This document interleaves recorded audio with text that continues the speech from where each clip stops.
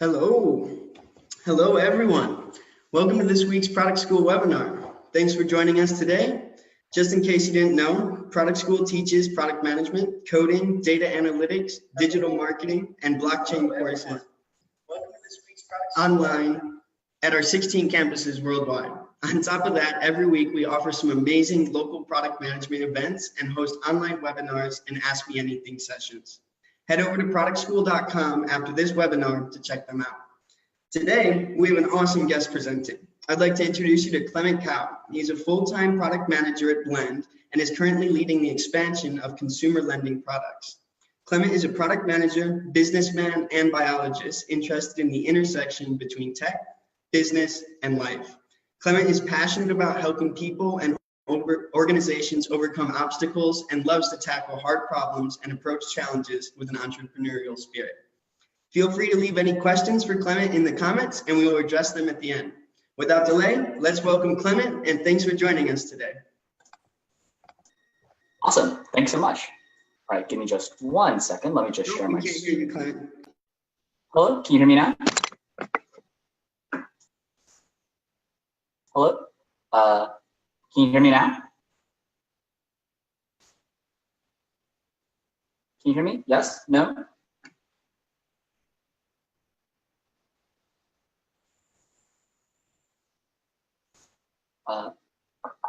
Sorry, 1 sec. Can you guys hear me right now? Can you hear me well? Not so well? Just 1 sec.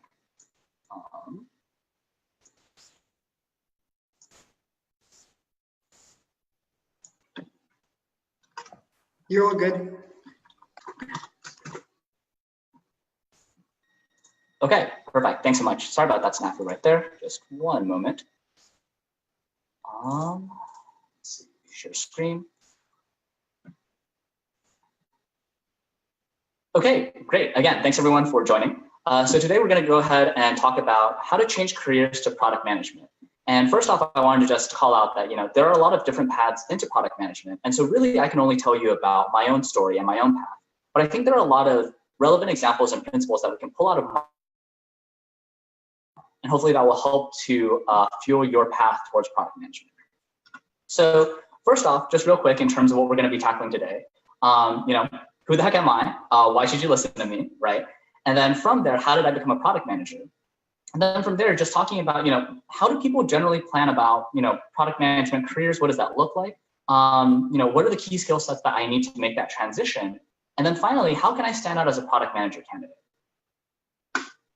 So first off, thanks so much for the great intro. Exactly that. I'm really here to make life easier, happier, and better. And so that, I wound up studying business and biology in college. And from there, I decided to go into consulting. And the reason why I wanted to do that was to really look across a lot of different industries and tackle the hardest possible problems that I could.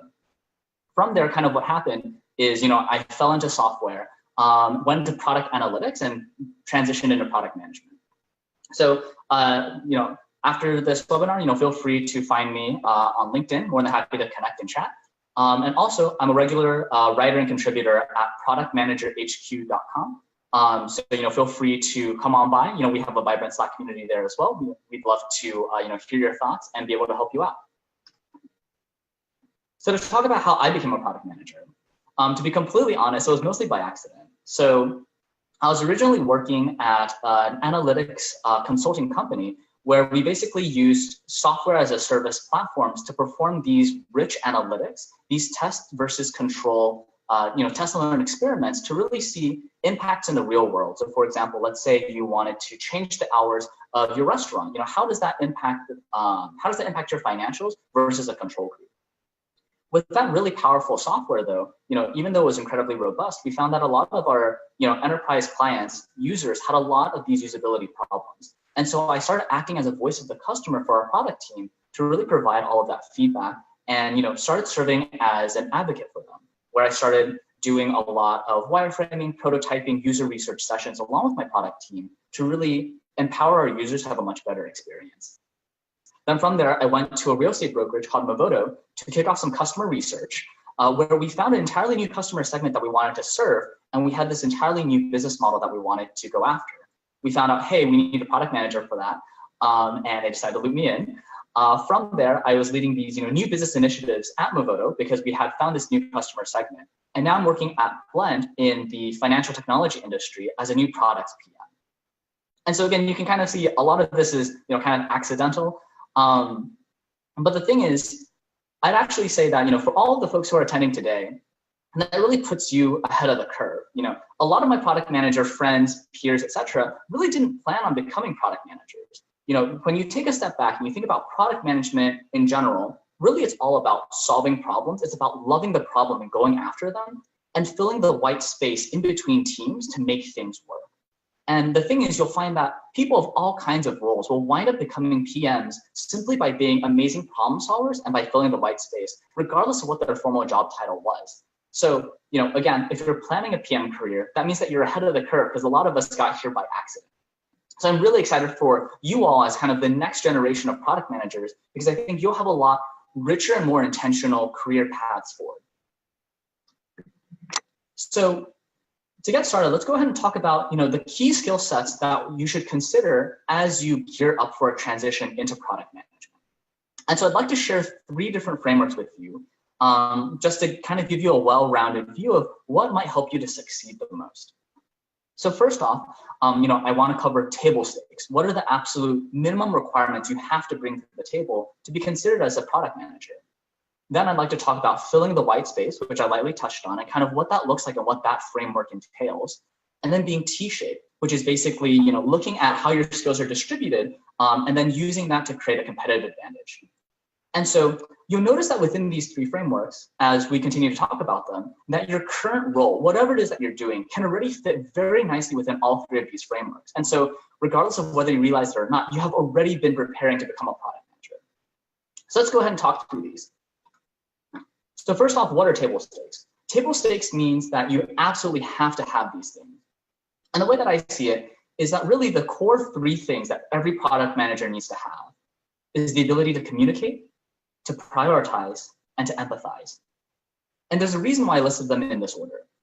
First off, there are a lot of folks who will tell you, hey, prioritization is the most important thing. But the way that I see it is, if you can't communicate your priorities, if you can't understand what the other person is saying and then be able to relay that back to them, it doesn't really matter how great your priorities are because you can't communicate them out and enable others to act on them. So really what I see as the most important thing as a product manager is the ability to communicate. Then after that is prioritization. So the thing is, as a product manager, you have hundreds, if not thousands of daily problems, daily decisions that you have to make on an ongoing basis. And the thing is, some decisions matter a lot more than others. Sometimes a decision of, what color should this font be is maybe not as impactful as who is the customer segment that we want to serve.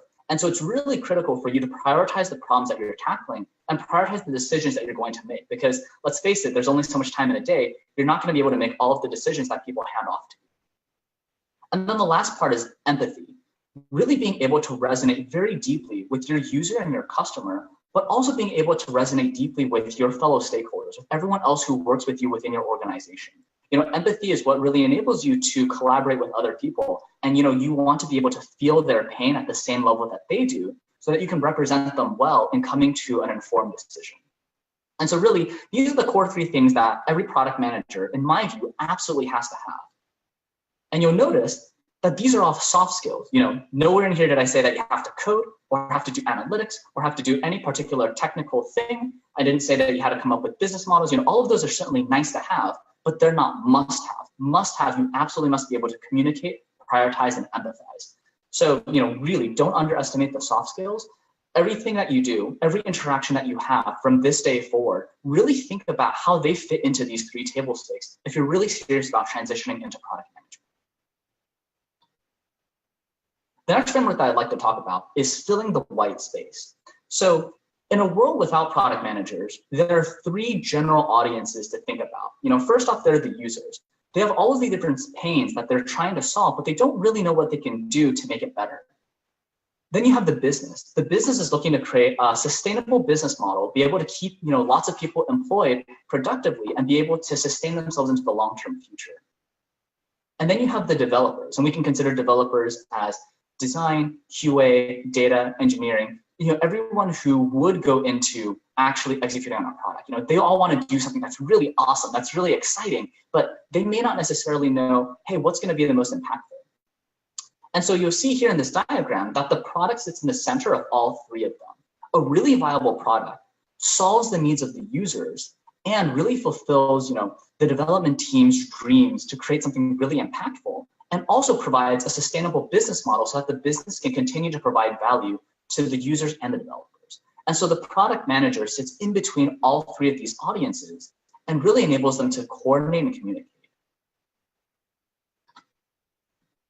And then lastly, let's talk about being T-shaped. So we can go ahead and think about skills as, a set of bar charts, let's say. So, down on the x-axis there, you can see there are all these different skills that a person might have. And then on the y-axis, let's call them mastery points, ranging from 0 to 100, right? So just in terms of whatever your skill set is today, consider drawing out what are all of the skills that you have, what are the skills you don't have, and how much mastery you feel you have over them. And when we talk about being T-shaped, what we mean is that you really want to spike heavily in at least one set of skills. So here on skill D, you see that really deep spike in mastery, but you also see that across a base, all of these different skills meet some minimum threshold. So being T-shaped is incredibly important as a product manager for a couple of reasons. First off, again, because you're filling the white space, you're tackling all these different problems, you want to have a multidisciplinary set of tools at your disposal. You want to be able to tackle a lot of different things at once. And so being, minimally competent in a lot of different ways is incredibly important. That forms the base of your T here. But if you're a jack of all trades and you're just a generalist, you're not necessarily providing unique value or unique perspectives on problems. And so that's why you really want to spike hard on one area. And so to make this a little bit more concrete, a product manager might have, many different skills that they have to master. Pulling together business models, financials, forecasting, writing notes, conducting user research, working with engineering to, figure out bugs, triaging. There are all these different skills that they might be good at or might need to have. For me specifically, while I have all of these minimum skill sets that I have, where I particularly spike is documentation. And that sounds a little bit weird, like, hey, this product manager is saying he's really good at taking notes. Why is that important? Well, the thing is, you actually use the spiking your T to then bring up the levels of all of the other skills within your skill inventory. So because I'm incredibly good at taking notes, that means that I can, communicate very clearly with my users and with my executive teams and with my stakeholders. And so that means that I get brought into a lot more of these meetings and, can have these very deep discussions with people and can keep track of all of the things that have happened before. That ability to take really great notes and to be able to convert those into documentation has then enabled me to build really robust specs, be able to dive really deep into problems and document them for any, future interactions. And then that has then allowed me to work very deeply in design and to be able to create, really pleasant, thoughtful experiences for my users, right? And you can kind of see how when you're good at one skill, you can use that skill as a crutch to enable you to be even better at the other skills within your inventory. And so that's why being T-shaped is incredibly important. So as we continue talking through, this session, think about what your spike in your T is. What's the thing that you're really incredible at? Embrace that. Don't feel like, oh, I have to be like everyone else. I have to be able to do this one particular thing. No, you have some special spike that you have, and embrace that and use that as your differentiating factor to bring all of your other skills up to the next level. One of the questions that I always get is, how technical do I need to be as a product manager? And the thing is, I would actually say that that's a trick question. The thing is, being technical, a lot of times people are very intimidated of working with engineers because, oh, the engineers know all of this stuff, right? But really, that's not the core point. The core point is you need to be able to communicate with them and be able to understand, hey, what are the problems that they're facing? What are the trade-offs they're trying to make? And how can you provide net new guidance, net new value that they don't already have? Because the thing is, imagine that you were the most technical person on the planet. Well, you'd be an engineer then, and that wouldn't be a product manager, right? Like they're hiring a product manager because they want a product manager, not an engineer. And so really it's all about, for that role, right? Like how can you provide the most value? And a lot of times providing value means understanding the engineers, but not necessarily needing to know how to code. you see that within my background. I don't have any, coding experience myself, but I've been a platform product manager before. I've been able to design architecture alongside my engineers because I was able to keep digging and digging and digging into the problem and really understanding the mental model. What are the different trade-offs we're making? How do we make all of these different things fit together? So again, it's not necessarily how technical are you, it's how well can you communicate with people who are technical. And I think that's a very nuanced and different perspective that you should, highly consider. So now for the juicy part, all of you here are looking to become product managers, right? And so the key question you have in your heads is, how can I stand out as a product manager candidate? And the way that I see that is really by treating yourself as a product, being your own product manager. What do I mean by that? What I mean is that every product manager needs to solve some sort of pain, right?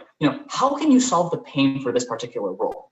If a startup is looking for a product manager, why do they need that product manager? What is the scope? What are they trying to tackle that they haven't been able to tackle before? And why did they open this role? Once you understand the pain that, that startup or that large company has, how are you best positioned to solve that pain, right? And then from there, then understand, how does your customer make decisions? How can you present your positioning to them in the way that they make decisions? And this is exactly what a PM does on a day-to-day basis. It's really diving deep with their users to understand, what's that pain that we're trying to solve here? And then figuring out, how can I best position my product, or in this case, myself, to really solve that pain? And then how can I speak in my customer's language and enable them to make the decision in the way that they usually do, right? It's all about reducing the friction, reducing the gap between what's perceived versus who you are, right? So really, treat yourself as a product. Think about it as a product problem. You're trying to get product market fit. What's the pain that's trying to be solved? How do you fit into that? And then how can you communicate that to the hiring manager as the customer? And so then that leads to the next great question of, well, how do hiring managers think about product managers? Well, when you think about what a hiring manager is trying to do, they're really trying to reduce the risk of whoever is stepping into this role, because product managers are incredibly important in a lot of different organizations. If you have a bad product manager, it can actually sink the company, it can make it go bankrupt, because the entire lifeblood of the company is good products, and a bad product manager could kill the company. And so they're really trying to mitigate the risk. They want to find an amazing candidate who has shown that they can do the work, right? So really, they're trying to answer the following core questions. How likely can this person do that work? What evidence do I have to prove that this candidate can do the work of a product manager? Will this candidate fit within our culture? Because the thing is, product managers are always talking with people. And so it's incredibly important that they see that fit within the culture. And then finally, how likely is this candidate going to grow over time? Because as the product scales, the product manager needs to scale alongside it to solve net new challenges. And so if you can answer these questions through your experiences, your background, your resume, your cover letter, your interview, all of these will better position you to become a product manager in your next role. So that basically wraps up my presentation today. Just wanted to share one bonus thought here, which is in terms of transitioning into becoming a product manager, which is not on this slide necessarily. A lot of people will say, hey, I'm currently, let's say, an analyst at company A, and I want to become a product manager at company B. How can I do that? Well, the thing is, if you're trying to go from company A to company B, already that's one set of risk, because the cultures are very different, the challenges are very different from company to company. And then there's a second risk of you being whatever role you currently are and shifting into being a product manager. And so that's basically two sets of risks that you're trying to address at the same time. And that can be very difficult for a hiring manager to be able to swallow. And so my recommendation here is, if you are particularly interested in being a product manager at a particular company that is not currently yours, you should break it up into two steps, because that reduces the risk. Step one is either become a product manager at your own company, then switch companies, or switch to your target company first, then become a product manager through there. And so breaking up this move into two different steps can really help to mitigate the risk that hiring managers need to make from point to point. So I just want to go ahead and share that insight. Otherwise, as part of this presentation, I provided a couple of supplemental reading materials, just in case you'd like to dive any deeper. With that, that basically wraps up the presentation here. Would love to hear questions from the audience and see how I can help. Excellent. That was awesome. Very insightful presentation. So one of our first questions from the community is, how would you handle a transaction from a finance risk position to a product manager one? Any tips to learn or topics to study? Sure, great question. So again, really think about it from the position of the hiring manager, right? So it really depends on what kind of product manager are you trying to become? You know, if you're trying to become a PM at, let's say, Amazon as like online shopping, right? Then your background in financial services may not be particularly relevant, which might mean that you need to first go ahead and switch into your target industry and then switch into your target role. Or again, you can do that the other way around, which is first become a product manager at your existing organization and then switch into your target industry.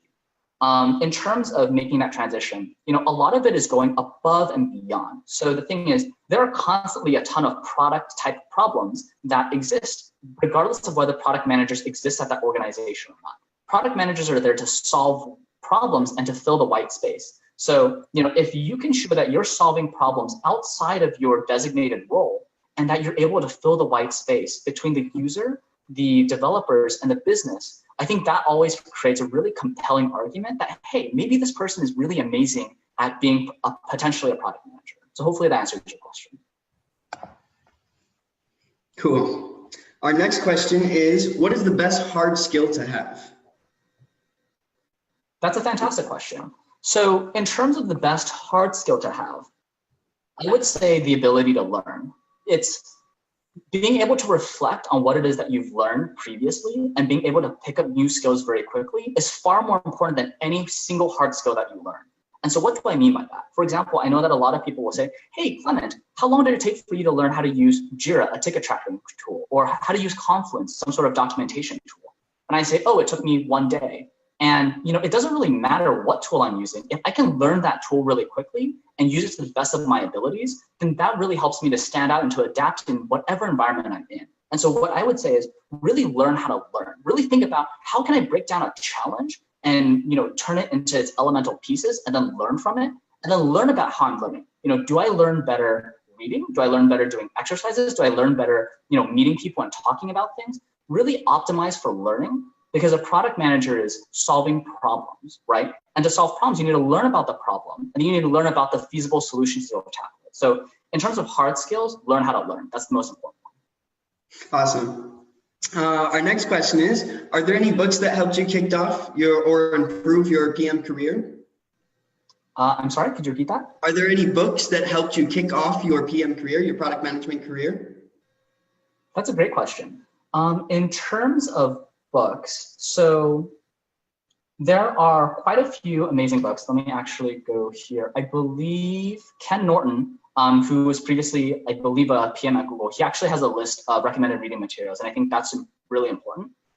I think, again, it's not necessarily what specific single book really helped, but rather the ability to learn and to go be a self-study, right? Because the thing is, books are just frameworks. Books are just ways to look at problems, whereas you really want to be able to take that and make it your own, right? So regardless of whether you're out there reading articles, whether you're reading books, whether you're listening to podcasts, videos, whether you're talking to people, all of those are fantastic learning opportunities. So I realize that sounds a little bit like a cop-out answer because I'm not providing you a single book title. But what I'm really saying is it goes back to that learn how to learn. It's what is it that you need to accomplish? How do you go find the information you need to go accomplish it? And then how do you break it down so you learn it? So that would be kind of how I look at how do I supplement myself with external materials to become a better product manager.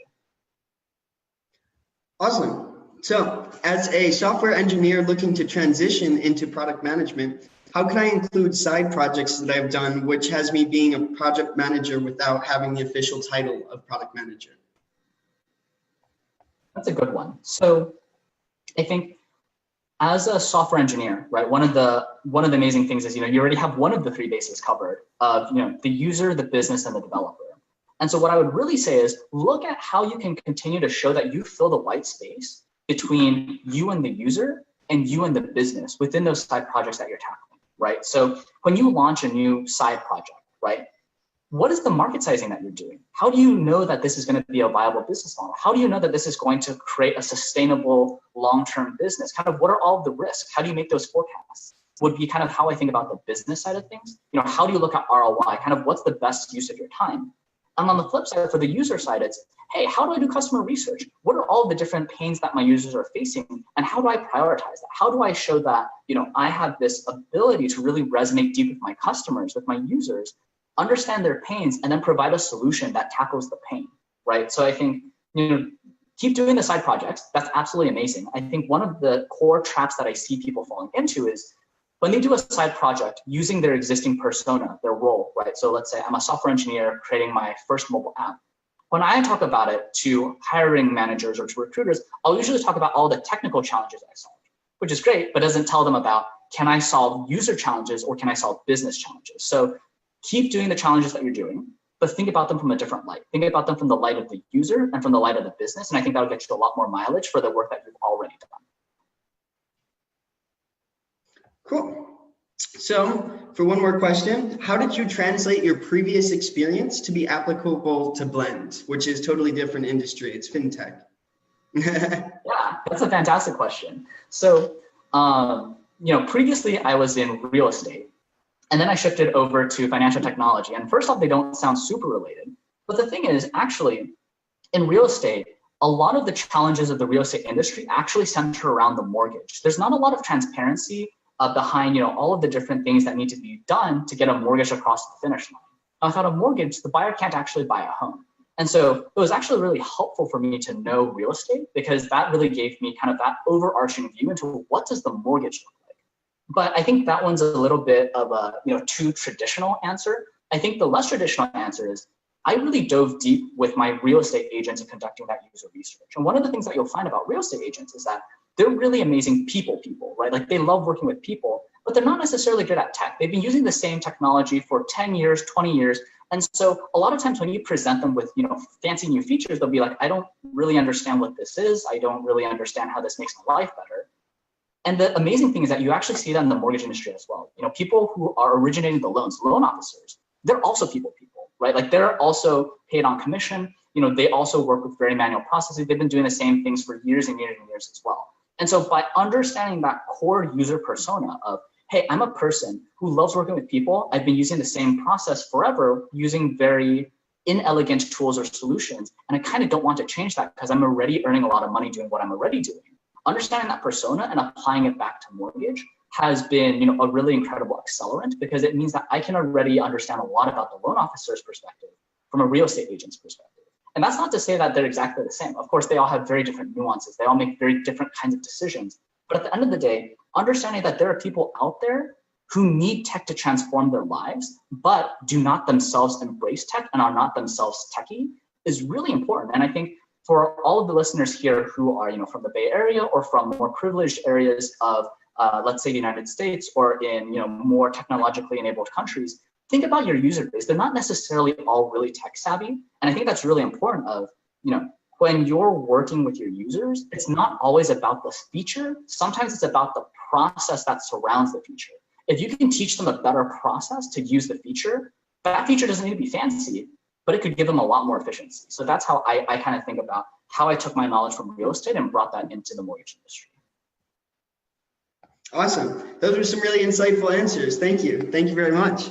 Thanks for everyone for coming today. And just before we leave, I wanted to give you all some more info on our courses and upcoming events, so you have the resources to become a product manager. We offer weekly on-site events at our 16 campuses across the US and UK and Canada. And in addition to that, we offer part-time courses for anyone ready to take it to the next level. Our product management, coding, data analytics, digital marketing, and blockchain courses are taught by industry experts working at companies like Google, Facebook. So for any of those who are interested in our courses but are not located near our campus, remember, we just released our online courses. Now you can have access to the same in-class experience wherever you are in the world. And if you're located near a campus, make sure you stop by one of our weekly events every Wednesday and Thursday. Also, you can find us on social media at Product School, and be sure to keep up with the latest and greatest in product management content through the product blog at productschool.com. Thank you all for joining. Enjoy the rest of your day, and I hope to see you next week. Thanks, Clement. Yeah, thanks.